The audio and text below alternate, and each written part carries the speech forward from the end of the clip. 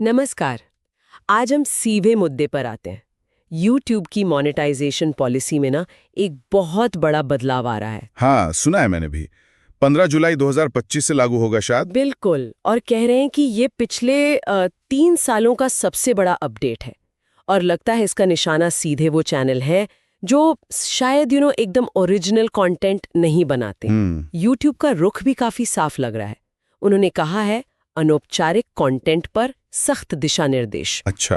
तो मतलब उनका सिस्टम अब ऐसे कंटेंट को जिसमें वो मानवीय सोच या रचनात्मकता कम है उसे बेहतर पकड़ेगा और शायद सजा भी देगा। ये वाकई एक बड़ा कदम है।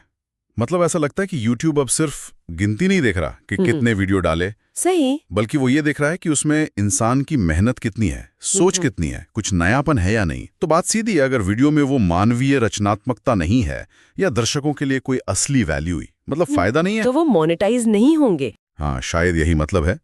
ये क्रिएटर्स के लिए जरूर एक सोचने वाली बात है। हाँ, और इसीलिए हम आज इस पर बात कर रहे हैं। हमारी ये जो चर्चा है ये उन्हीं नई पॉलिसी की डिटेल्स देने वाले स्रोतों पर आधारित है। तो कहाँ से शुरू करें? कौन सा कंटेंट है जो सबसे ज्यादा निशाने पर है? स्रोत बताते हैं कि 2 तरह का कंटेंट खासतौर पर फोकस में है। ओके। पहला है बड़े पैमाने पर बनाया गया कंटेंट, मास प्रोड्यूस्ड जिसे कहते हैं। मास प्रोड्यूस्ड, इसका मतलब क्या हुआ? जैसे फैक्ट्री में बनता है वैसा?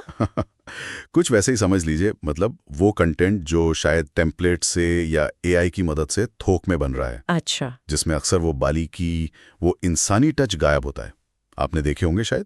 कुछ चैनल्स रोजाना दर्जनों वीडियो डालते हैं और सब लगभग एक जैसे लगते हैं। हाँ हाँ, देखे हैं। तो स्रोत यही इशारा कर रहे हैं कि ये जो बिना मेहनत के सिर्फ क्वांटिटी पर फोकस वाली बात थी ना, वो अब थोड़ी मुश्किल हो जाएगी, जोखिम भरी हो सकती है। समझ पे। मत दूसरी कैटेगरी कौन सी बताई? दूसरी है दोहराव वाला कंटेंट, रिपीटेटिव कंटेंट। दोहराव वाला, ये थोड़ा कंफ्यूजिंग है।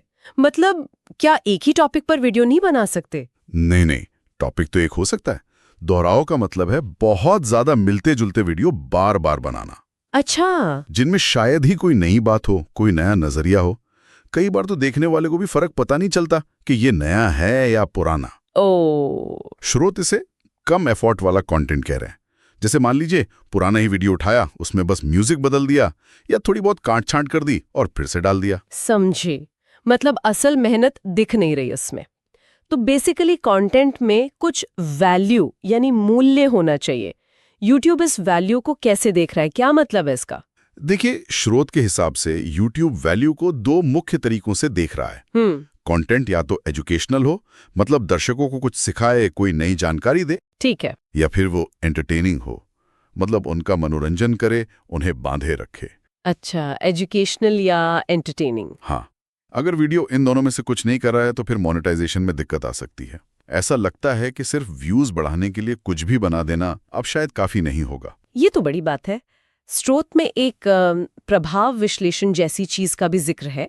वो कहता है कि जो ओरिजिनल सोचने वाला कंटेंट है वो तो सेफ है। हाँ, वो तो होना ही चाहिए। लेकिन जो दोहराव वाला या वो बड़े पैमाने पर बना कंटेंट है उसके लिए मोनेटाइजेशन की सुरक्षा का लेवल सिर्फ 15% के आसपास बताया गया है। यह आंकड़ा तो मतलब बहुत कम है। हाँ, ये 15% वाला आंकड़ा वाकई चौंकाने वाला है और दिखाता है कि YouTube कितना सीरियस है इस बार। बिल्कुल।